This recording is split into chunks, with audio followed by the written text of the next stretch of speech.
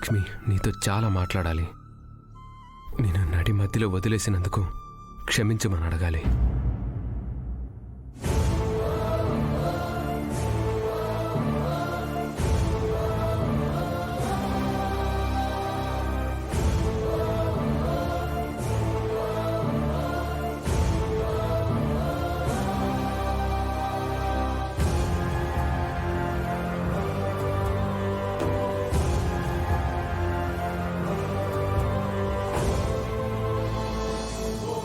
విహారీ,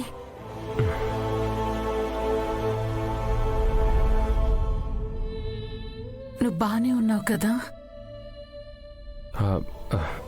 అదేంటమ్మా, నేను బాగానే ఉన్నాను.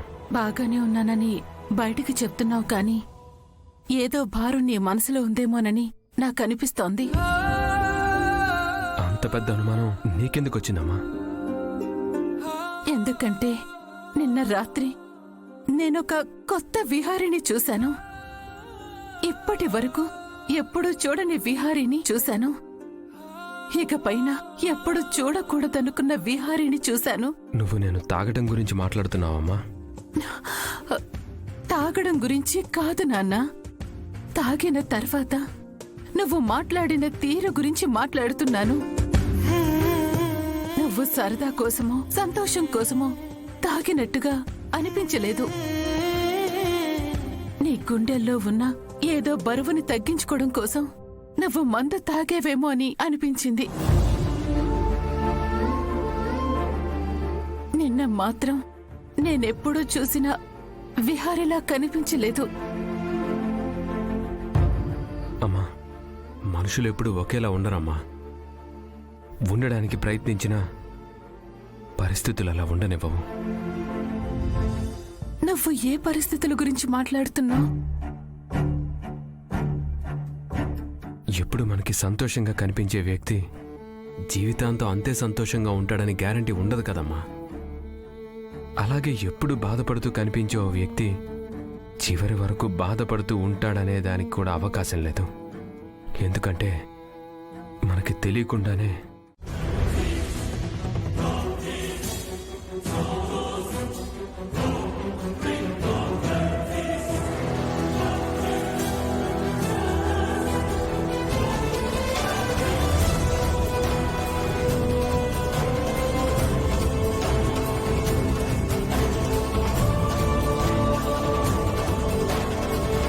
లక్ష్మి,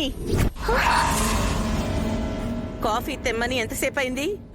అడగగానే కాఫీ తీసుకురావడానికి అమెరికా ప్రెసిడెంట్ చేసినంత పని చేస్తున్నట్టు ఓ బిల్డప్ ఇస్తున్నావు. త్వరగా తీసుకురావాలని తెలీదా? వస్తున్నానమ్మా.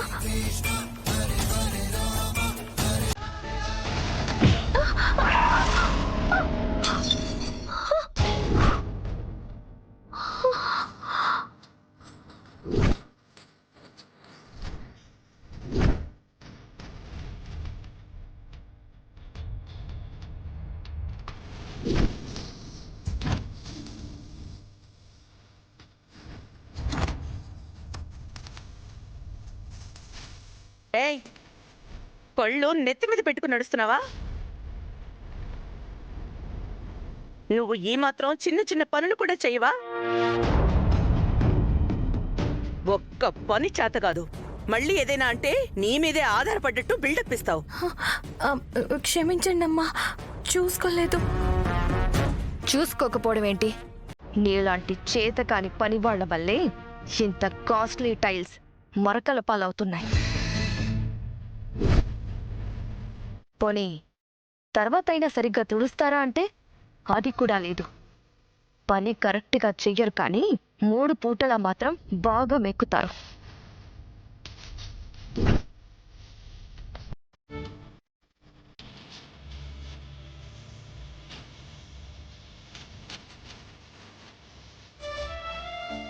ఇప్పుడే క్లీన్ చేస్తాను. మరకలు కూడా రానివ్వను.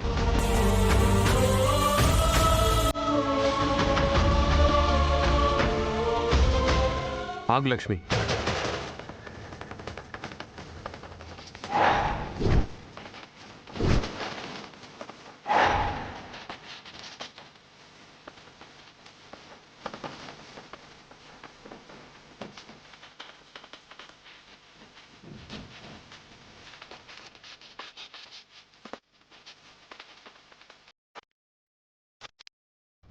పండు ఉన్నాడు కదా, పండుగ చెప్పు, తను క్లీన్ చేస్తాడు.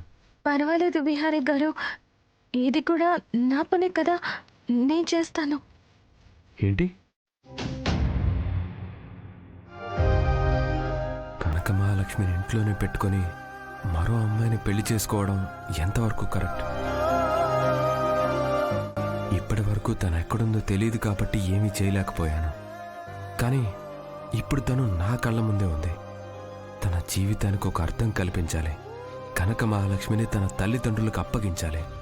జరిగింది చెప్పి వాళ్ళని క్షమాపణ అడగాలి. ఇవన్నీ జరగకుండా నేను ఈ పెళ్లిపీటలు ఎక్కడం ఎంతవరకు కరెక్ట్?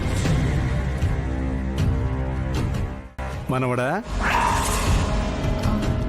బావా తాతయ్య పిలుస్తున్నారు. తాతయ్య చెప్పండి. నీకు 10 రోజుల్లో ముహూర్తం ఓకే కదా?